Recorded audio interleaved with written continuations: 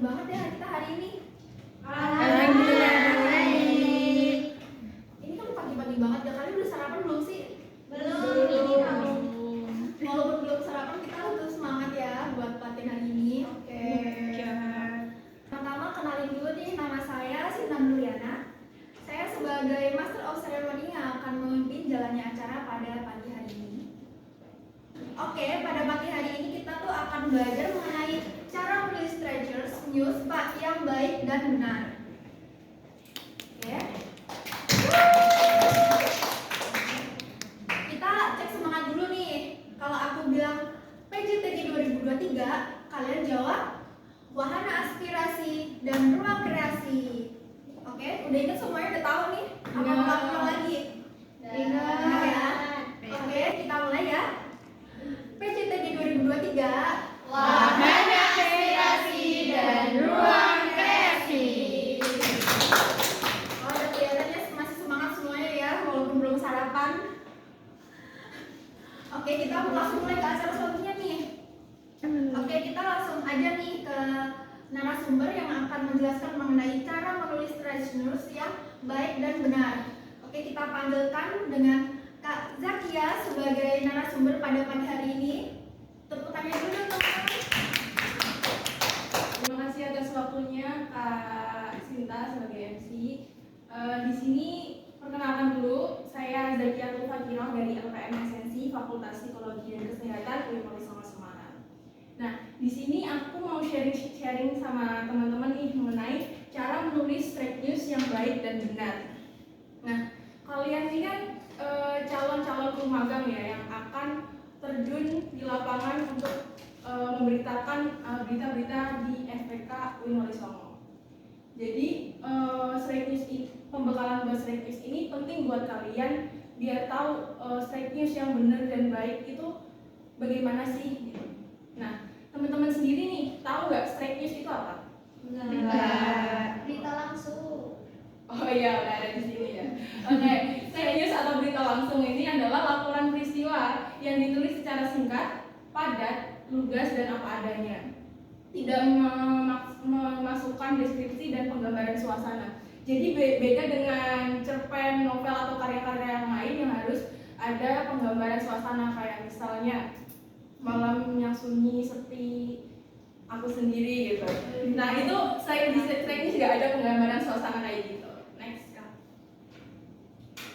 Oke, macam-macam straight news ini ada dua, ada hard news sama soft news. Teman-teman tahu nggak bedanya hard news sama soft news ini apa? Enggak. Belum tahu nih. Awas sekali ya. Untuk hard news ini adalah berita yang sangat aktual, sangat penting dan akan segera untuk disampaikan. Biasanya berita-berita ini tuh terkait dengan topik-topik yang hot news gitu. Kayak politik, ekonomi, dan kriminalitas. Nah, kita nih kan lagi masa-masa kampanye ya. Jadi pasti banyak banget berita mengenai hard news tentang politik ini.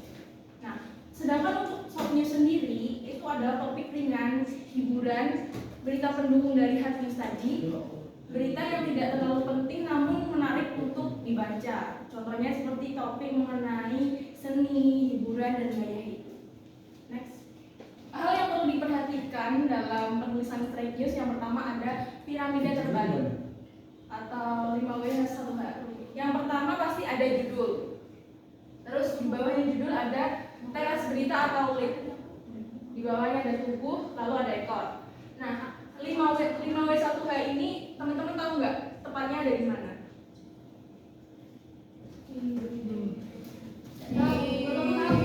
Belum tahu ya? Nah, Teras berita. betul.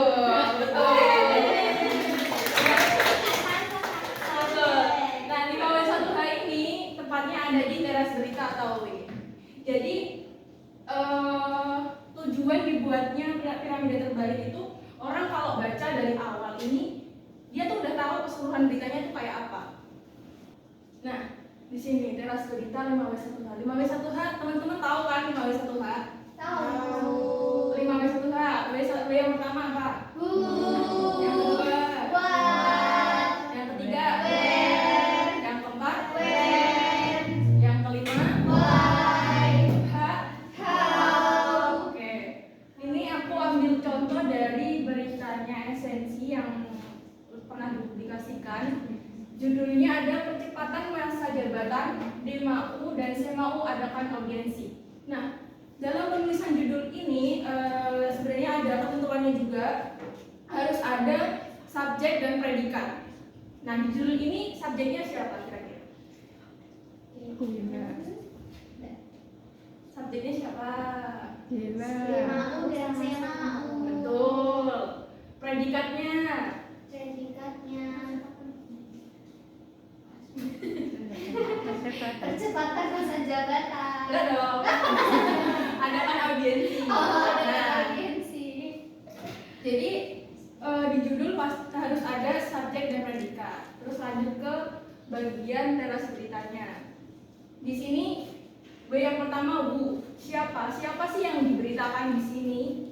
Tadi siapa subjeknya? Semau dan demau. Betul. Terus yang kedua, what? Apa sih yang diberitakan itu di berita ini? Mengadakan audiensi Gimana? di kantor rektorat. Terus yang keempat, when? Rabu 8 Februari 2023. Nah, why? Kenapa diadakan audiensi? Audiensi ini berisi apa sih?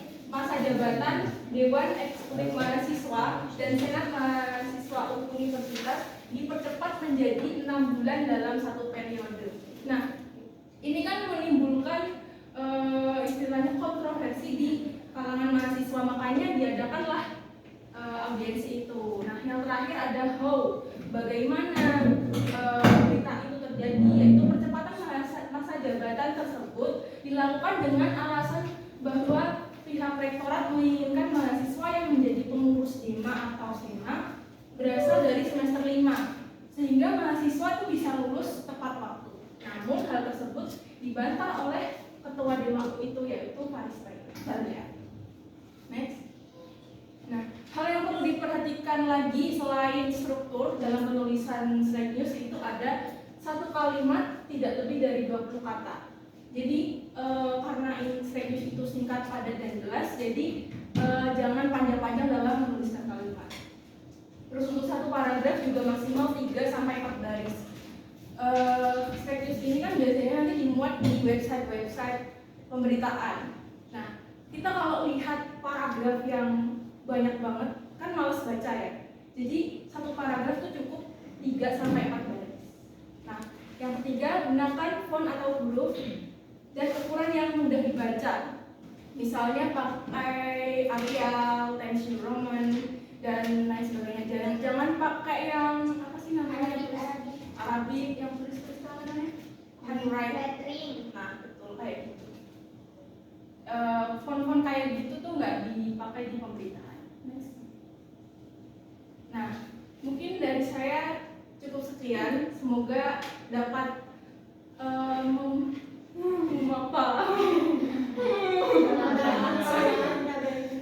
menginspirasi untuk masuk esensi.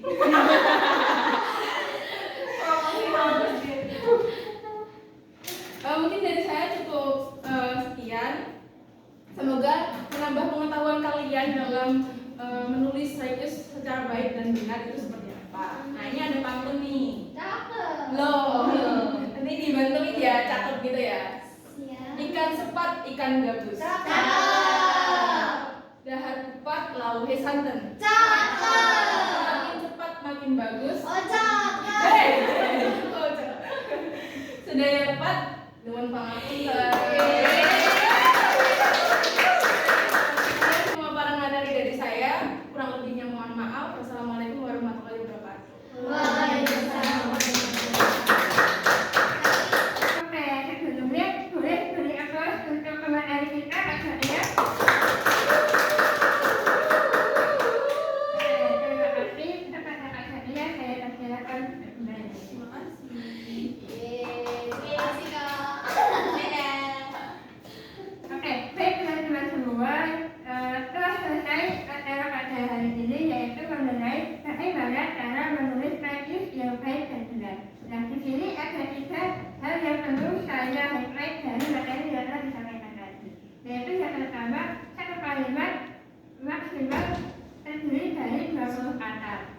menambah satu paragraf maksimal 3 hingga 4 kalimat dan yang terakhir guna kalimat huruf yang sekiranya mudah untuk dibaca.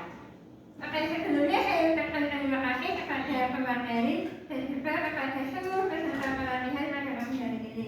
Dan jangan lupa juga kepada seluruh sponsorship seperti KBRI, Politeknik, BUN, dan juga FKT. Dan sekali lagi saya ucapkan terima kasih kepada seluruh panitia yang telah bekerja keras demi berlangsungnya acara pagi hari ini. Satu kata dari saya, seorang penulis yang handal adalah seorang penulis anak pikiran yang mau belajar.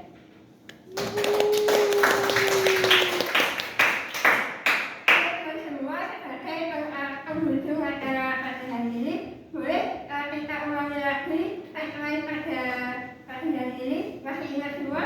Masih. Oke.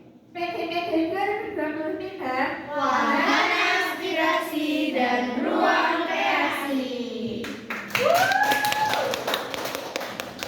Sebagai penutup acara kali ini, perkenan nama saya untuk membawakan sedikit pantun untuk mengakhiri sesi kali ini.